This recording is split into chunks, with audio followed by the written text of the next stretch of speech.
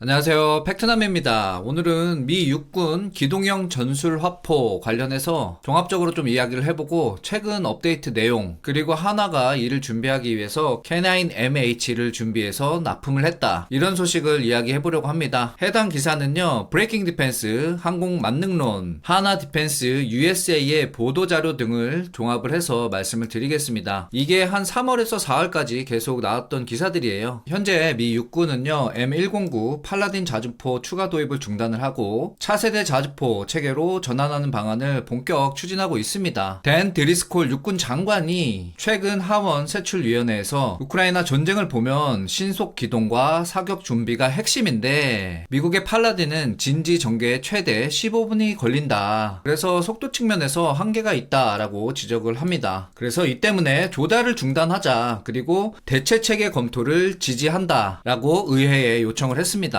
미 육군은요, 드론의 위협이 확대되는 현대전에서 사격 후 즉시 이탈, 슈덴스쿠 능력이 생존성을 좌우한다 라고 보고 있는데요. 이에 따라서 40초 내 전개가 가능한 기동형 전술 화포 도입을 검토 중이고, 기존 팔라딘은 일정 기간 운영을 유지하되 신규 도입은 중단하는 방법으로 가닥을 잡았습니다. 이런 내용들은 예산에서 먼저 확인이 되는데요. 실제로 2027년 회계년도 예산안에서 팔라딘 관련 조달 예산은 8,400만 달러로 대폭 축소가 되었고요. 이게 하나로 약 1,300억 원 정도 됩니다. 그리고 이 축소된 예산도 신규 구매가 아닌 유지 그리고 보수에 사용될 예정이다라고 이야기가 되고 있습니다. 그러니까 이제 이게 대비가 되죠. 2026년 40문을 도입할 때는 약 7억 1,500만 달러, 하나 1조 1,000억 원, 이 정도가 투입이 됐었거든요. 그래서 예산을 확인해 볼 때 앞으로 방향은 팔라딘은 축소를 해간 게 확정이 되었다, 이렇게 이해를 해보시면 좋을 것 같습니다. 왜 이런 변화가 일어났냐?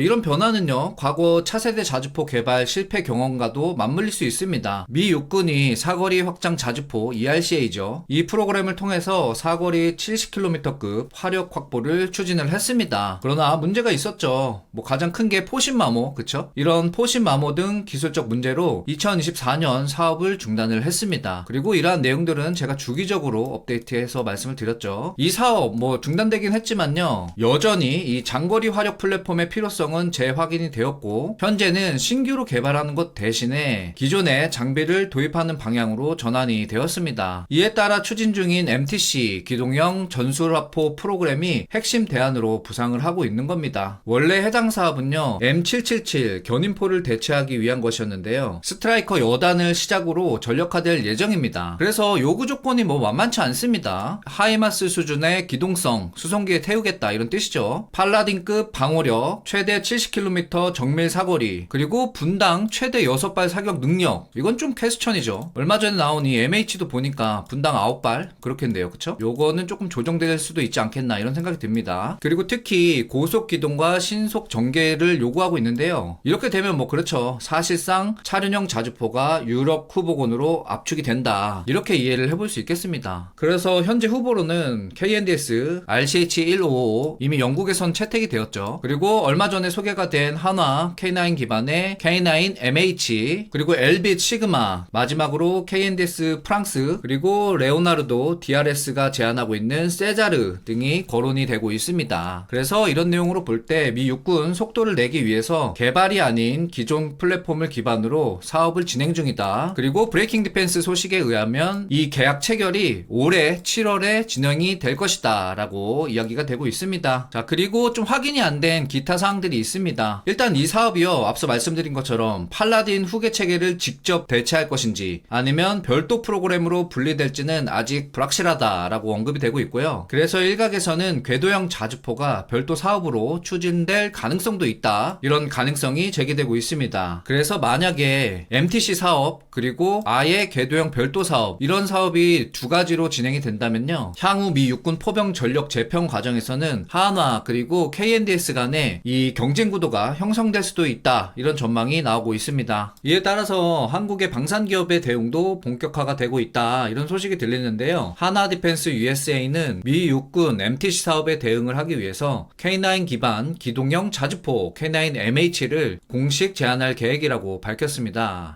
해당 체계, 그렇죠, 이미 검증된 K9 플랫폼을 기반으로 해서 차륜형 자주포 개념으로 즉시 전력화가 가능하다, 이런 점을 강점으로 내세우고 있습니다. 특히 하나는요, 이 기술력뿐만 아니라 미국 내 생산 전략을 핵심 경쟁력으로 강조를 하고 있는데요. 미국 엘라바마를 거점으로 한 현지 생산 체계를 구축을 하고 공급망 그리고 인력까지 모두 포함한 산업 기반을 단계적으로 확대하겠다 계획을 세우고 있습니다. 그러니까 뭐 단순 장비 공급을 넘어서 미국 내 방산 생태계에 기여함으로써 의회와 정부의 요구를 동시에 충족하려는 전략이다라고 해석이 되고 있습니다. 그리고 이 전시 상황에서 대응 가능한 대량 생산 능력 그리고 통합 포병 솔루션 제공도 차별화 요소로 평가되고 있는데요. 그러니까 뭐 이런 포 관련 플랫폼뿐만 아니라 탄약, 그쵸? 사격 통제, 지휘 통제 이런 모든 체계를 포함하는 시스템 단위 접근을 통해서 장거리 정밀 타격 요구에 대응을 하겠다 이런 구상입니다. 미 육군이 신속 조달 그리고 기존 솔루션을 이용해서 도입하는 방향으로 가닥을 잡았기 때문에 하나의 K9MH 이 제안은요 단기 전력 공백을 해소하고 또 장기적으로는 산업협력이라는 두 가지 목표를 동시에 겨냥한 것으로 평가가 되고 있습니다. 미국에서 사업하려면 어쩔 수 없나 봅니다. 그죠? 자, 그래서 7월에 누가 이 미 육군 자주포 사업을 가져갈지 이 내용을 확인할 수 있을 것 같은데요. 의견이 분분합니다. 그쵸? 어차피 미국이다. 우리가 아무리 기술이 좋고 실력이 좋아도 안 된다. 뭐 이런 얘기들이 있긴 있는데 그래도 끝까지 좀 지켜봐야 될 것으로 보입니다. 내용이 도움이 되셨다면 구독, 좋아요, 알림 설정 부탁드리고 팩트남 채널 멤버십 가입을 통해서 팩트남의 영상 제작을 후원하실 수 있습니다. 제가 준비한 영상은 여기까지입니다. 오늘도 즐거운 하루 보내세요.